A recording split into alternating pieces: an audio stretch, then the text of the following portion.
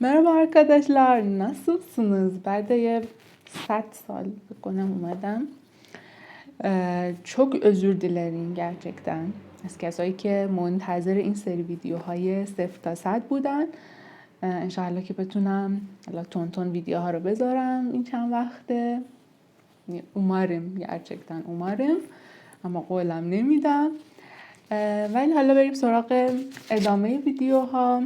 تا کجا خوندیم؟ تا اونجا که حالت مثبت زمان حال ساده رو بهتون آموزش دادم و حالا میخواستم منفی بعد سوال رو جدا آموزش بدم، ولی الان دیگه تو این ویدیو دوتاشو بگم فکر میکنم بهتر باشه.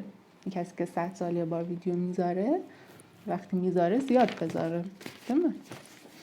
خب اول از ویدیو قبلی چند تا جمله میگم بسازین. اگه بلد بودین ادامه ویدیو رو ببینید، بلد نبودین اینجا میذارمش برگردین اول اون رو ببینید بعد بیاین اینجا. تمام؟ خب بگین که من امروز خیلی کم صحبت میکنم. جمله است دیگه، بگین. خب این اولیش. جمله دوم بگین تو شبا خیلی دیر میخوابی. و جمله سوم بگین من اون لباس رو میخوام. خب را رو فکرم نخوندین ولی حالا بقیه‌اش رو بگین من اون لباس رو میخوام. این سه تا رو بگین. اگه بلد بودین حالا به جز اون قسمت را رو ادامه این ویدیو رو نگاه کنید. در ادامه تصویر خودم میره، آخرش دوباره میام. خب کلا هر زمانی رو که یاد میگیرین حالت مثبت، منفی، سوالی مثبت و سوالی منفیش رو باید یاد بگیرین. خب حالا الان میریم سراغ منفی کردنش. برای منفی کردن این زمان کافیه که شما 4 پسوند م، می، مو و مو رو قبل از یور بیارید. یعنی ریشه فعل به اضافه یکی از این 4 پسوند به اضافه یور و پسوند شخص که حالا میدونید هر کدوم رو کجا باید بیاریم. حالا براتون مثال میزنم. مثلا میگیم که برای چی مثال بزنیم؟ برای گلمک که میشد گلیوروم، حالت مثبتش یعنی میایم. منفیش چی میشه؟ میشه گل میاروم. گل میاروم یعنی نمی آیم. یعنی قبل از یور ما می آوردیم. چرا می؟ چرا مو نه؟ چون که گل آخرین حرف صدادارش ا هست. اگر ا یا ای بود می آوردیم. دقت کن که توی حالات منفی دیگه استثناءات قبلی رو نداریم. مثلا آنلاماک که میشد آنلیوروم یعنی آش حذف میشد، اینجا دیگه نمیشه، میشه آنلامیوروم. آنلامیوروم یعنی نمیفهمم. اینجا دیگه احتیاجی نیست که آ حذف بشه. یا مثلا گیتمک که میشد گیدیوروم، ت به د تبدیل میشد، اینجا دیگه نمیشه و میشه گیتمیوروم. گیتمیوروم. حالا همین گیتمک رو براتون در حالت منفی صرفش میکنم.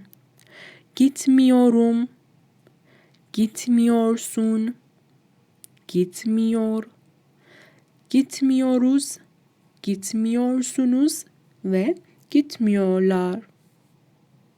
حتما برای هر حالت چند تا فعل انتخاب کنید و برای خودتون کامل صرف کنید که دیگه کامل بتونید مسلط بشید این گرامر رو. بریم سراغ حالت سوالی مثبت. برای سوالی مثبت چیکار می‌کنیم؟ فرمولش اینه: ریشه فعل به اضافه پسوند زمان به اضافه مو برای سوالی کردن به اضافه پسوند شخص. شما پسوندهای پرسشی رو قبلا خوندین، 4 تا بود. چرا اینجا فقط گفته مو؟ چون که قبلش یور هست دیگه. یور آخرین حرف صدادارش او هست. گفتیم اگر او یا او بود پسوند با او میاد. پس اینجا ما فقط پسوند پرسشی مو رو داریم. حالا به چه صورت؟ میخوایم بگیم که آیا میایم؟ آیا میایم؟ گلیورمویوم، گلیورمویوم. یعنی در واقع شما باید سوم شخص مفرد خبری مثبت رو بسازین که میشه گلیور به اضافه مو و پسوند شخص مویوم مثلا. حالا این حالت ها هم ثابت هست. برای بن مویوم میاد همیشه، برای سن موسون میاد، برای او مو، برای بیز مویوز، برای سیز موسونوز و برای اونلار دقت کنید که متفاوت هست. لارم میاد، لارم م. اول لار میاد، بعد پسوند پرسشی م. خب بهتون گفتم توی ویدیو اول که برای بن و بیز ممکنه که یوم و یوز بیاریم که اینجا هست توی حالت سوالی ما به وای میانجی احتیاج پیدا میکنیم. خب چند تا مثال بگید که تو داری میری؟ تو داری میری؟ Sen gidiyor musun? Sen gidiyor musun? musun که ثابت هست، فقط شما اون gidiyor رو باید بسازید. اون داره میخوابه یا خوابه؟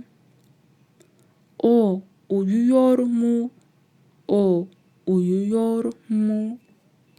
خب این هم از سوالی مثبت که خیلی ساده بود، ولی خب چون اولین زمانی هست که دارین یاد میگیرین اگه که ذره گیج بشین طبیعیه، ولی اگر که همین الان خوب با دقت گوش بدین بنویسین و اینکه حتما برای خودتون برای هر مورد چند تا مثال بزنید کامل براتون جا میافته.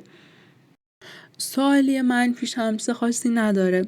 ریشه فعل رو میارید به اضافه اون پسوندهای منفی ساز، به اضافه یور، به اضافه مو و پسوند شخص. یعنی در واقع سوم شخص مفرد منفی رو میسازید به اضافه همون پسوندهای پرسشی که یاد گرفتیم، یعنی مویوم، موسون و بقیهش. مثلا میخوایم بگیم که من نمی آیم گل میور مویوم، گل میور مویوم. حالت سوالی منفی. همین بر سوالی منفی این فرمولشه و اگه سوالی مثبت رو خوب یاد گرفته باشین این هم ساده هست براتون. حالا فعل ایچمک به معنای نوشیدن رو توی حالت بن برای یعنی ضمیر بن 4 حالتش رو بگین. اول حالت خبری مثبت چی میشه؟ می نوشم. بله میشه ایچیوروم. ایچیوروم. ایچ، یور و اوم. حالا بگید نمی نوشم. بله ایچ میوروم. ایچ میوروم. حالا بگید می نوشم سوالی. ایچیور مویوم. ایچیور مویوم. حالا بگید نمی نوشم سوالی منفی. ایچ میور مویوم. خب دیدین ویدیو رو چطور بود یاد گرفتین؟ هم حالت منفی بود بر زمان حال، هم سوالی مثبت و سوالی منفی که امیدوارم خوب یاد گرفته باشین. کلا مثلا مثبت هم که شما یاد گرفتین واقعا خیلی میتونستین صحبت کنین، کافی بود که ذره برین دنبال لغت و فعل و اینا و عالی میتونستین ارتباط رو بگیرین دیگه. حالا همون حال مثبت، سوالی و منفیش هم یاد گرفتیم. بریم چند تا جمله بسازیم، برام میتونید بفرستین توی اینستاگرام، توی تلگرام. من نمیدونم این فعلا رو گفتم بهتون یا نه، بخاطر همین دوباره فعلش رو میگم و شما جملهش رو بسازین. بگین که ببینید تصمیم گرفتن میشه کارار ورمک. بگین این دفعه میشه bu sefer. این دفعه من تصمیم نمیگیرم. کمک کردن میشه yardım etmek. هیچ وقت یا هرگز هم میتونید بگین asla یا هیچ زمان. بگین تو هیچ وقت کمک نمی کنی. و یه دونه هم بگین که گفتن رو بهتون گفتم. بگین بگین ما نمیگیم اون میگه. ما نمیگیم اون میگه. اسوچلو. خب اینا برای منفی بسازین حتما و برای حال ساده مثبت حالا چند تا بگم. خب صبر کنید. قول دادن میشه söz vermek. بگین تو به من قول میدی؟ به منم میشه bana. سواله ها دقت کنید. بگین یه دونه دیگه هم با تو بگین تو به من کمک میکنی؟ سعی میکنم حروف اضافه رو بذارم. قبلا البته داخل یوتیوب هست خب، ولی سعی میکنم براتون دوباره بذارم که توی این سری ویدیوهای 0 تا 100 که بخونید حتما، چون نیازه. اینم بگین oturmak میشه نشستن یا مثلا جای ساکن بودن. ببین شما هم اینجا ساکن هستید. حالا سوالی منفی. بگین تو صدا رو نمیشنوی؟ صدا را سس میشه صدا را میشه سسی. و بگین من رو هم میشه بنی. حالا بگین اون منو دوست نداره. این دوتا خوبه برای این خیلی جمله باید بسازین بر خودتون. هی جمله مختلف به فارسی بگین و سعی کنید ترکیش کنید. کلمه‌شو بلد نیستین برین داخل دیکشنری افعال رو پیدا کنید.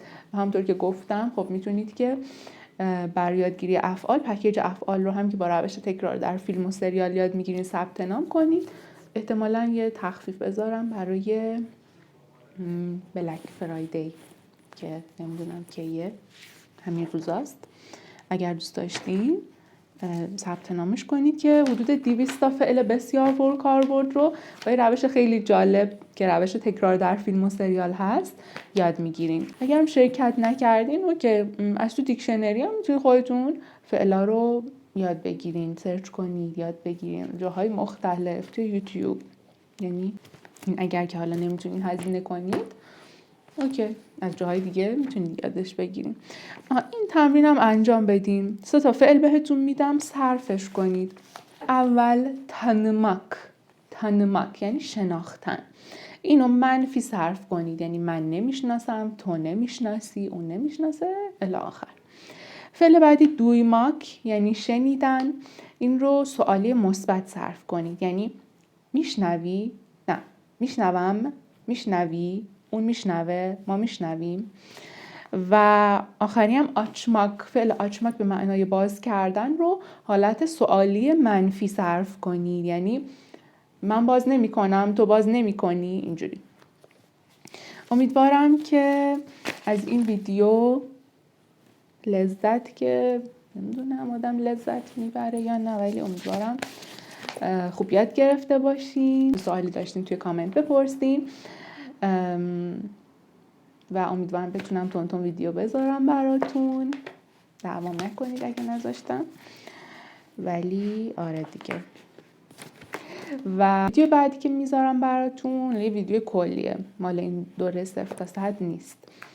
اونم دوست داشتین ببینید، از 1000 سطحش پیشرفته تره. و همین دیگه، تا جلسه بعد که امیدوارم زود باشه. hoşça kalın.